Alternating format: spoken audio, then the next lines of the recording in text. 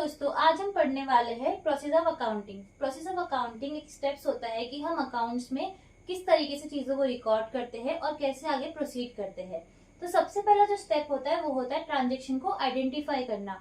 कोई भी business transaction हम कैसे आइडेंटिफाई करेंगे? जब हम किसी भी ट्रांजेक्शन को आइडेंटिफाई कर सकते हैं तो वो हमारा सबसे पहला स्टेप्स होता है। फॉर एग्जाम्पल, आपकी एक स्टेशनरी की शॉप है, ठीक है। स्टेशनरी की शॉप में आपने किसी कस्टमर को 500 रुपए का सामान बेचा। फॉर एग्जाम्पल, ये मार्कर है, आपके यहाँ पे कोई कस्टमर आया, उसने बोला मुझे मार्कर चाहिए, आपने उसे मार्कर दिया या डस्टर दिया। तो जो भी ट्रांजेक्शन होता है वो एक बिजनेस ट्रांजेक्शन कहलाता है। तो हमने आइडेंटिफाई कर लिया कि ये हमारा बिजनेस है और इसमें हम ये ट्रांजेक्शन बिजनेस ट्रांजेक्शन के रूप में मानेंगे। तो जैसे ही हम ये आइडेंटिफाई करते हैं कि ये हमारा ट्रांजेक्शन बिजनेस ट्रांजेक्शन है, हम उसे तुरंत ही जर्नल में रिकॉर्ड करते हैं। तो जो हमारा सेकेंड स्टेप होता है जर्नल। कोई भी ट्रांजेक्शन को ओरिजिनली सबसे पहला जहाँ पे रिकॉर्ड किया जाता है उसे हम जर्नल एंट्रीज ही कहते हैं। हम उसे डे वाइज रिकॉर्ड करते हैं। जैसे आज मैंने सामान बेचा तो सेल्स अकाउंट में जाएगा, और कैश आया तो cash account debit sales account, कि मेरे पास ये मैंने पर्टिकुलर चीज आज मैंने बेची, मेरा सेल्स हुआ, मेरे पास रिटर्न में क्या आया, कैश आया, ठीक है। उसे जर्नल में रिकॉर्ड करेंगे।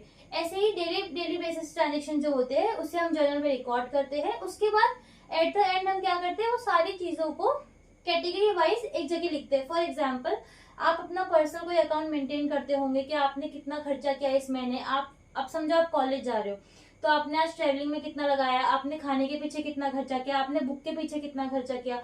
आप डे वाइज वो एक जगह रिकॉर्ड कर लोगे, और मंथ एंड में या ईयर एंड में जब भी आपको करना हो कैलकुलेशन चेक करने के लिए कितना ट्रांजेक्शन हुआ है, आप उसे कैटेगरी वाइज बांट दोगे कि ये मेरा रेंट है, मैंने इस दिन पे इतना रेंट लिया था, इतना रेंट गया, ये गया, वो गया करके।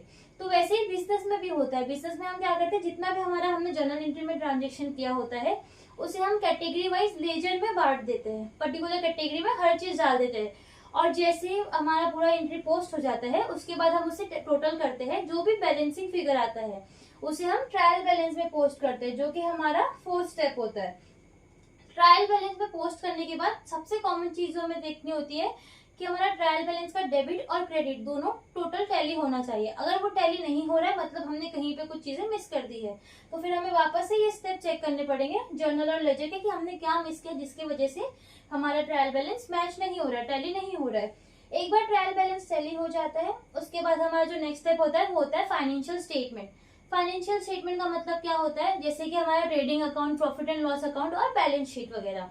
हम एट द ईयर एंड हम चेक करते हैं कि हमारे बिजनेस में कितने प्रॉफिट हुए, कितने लॉस हुए, हमारा फाइनेंशियल पोजीशन क्या है। तो वो कैसे होगा, जो भी चीजें ट्रायल बैलेंस में आई होती है उसे हम पर्टिकुलर हम यहाँ पे फाइनेंशियल स्टेटमेंट में मेंशन करते हैं, बाद में हम उसे टैली करते हैं, जिसके बाद हमारा बैलेंस शीट जो होता है वो टैली होता है।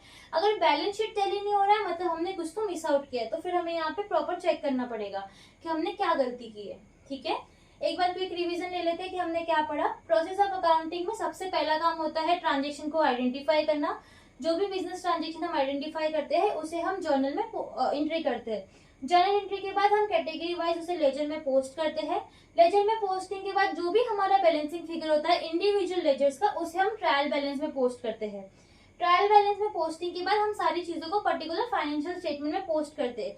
ये सबसे बेसिक पार्ट होता है अकाउंट्स का, जो हम स्टार्टिंग में सीखते हैं। अगर ये हमने समझ लिया कि क्या प्रोसेस होता है तो हम अकाउंट्स को बहुत अच्छी तरीके से आगे कर सकते हैं। Thank you.